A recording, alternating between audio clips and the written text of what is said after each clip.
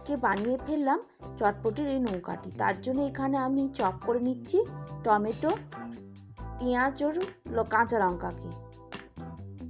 আমি একটা চপারের সাহায্যে চপ করে নিচ্ছি। দেখুন আমার চপ হয়ে গেছে। এবার শসাকে কেটে নিচ্ছি। প্রথমে একটা লেয়ার কেটে নিলাম ও তারপর আর একটাও লেয়ার কেটে নিলাম। খুব সাবধানে কাটবেন যেন হাত যেন না কেটে যায়।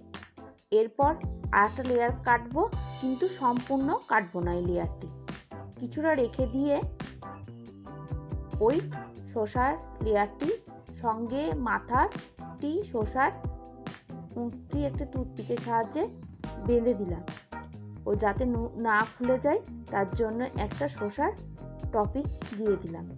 আপনারা অন্য কিছু টপিং দিতে পারেন এখানে। এবার শসার ভেতরের অংশটুকু বের করে নিচ্ছি একটা চামচের সাহায্যে ও রেখে দিলাম।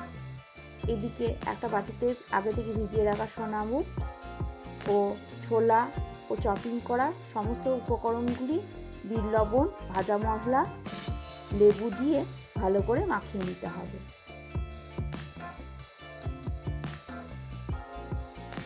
ভালো করে মাখিয়ে নিয়ে ওই শসাটির মধ্যে অল্প অল্প করে ভরে দিচ্ছি।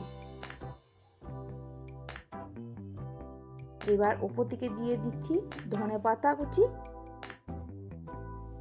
ও ভুজিয়া।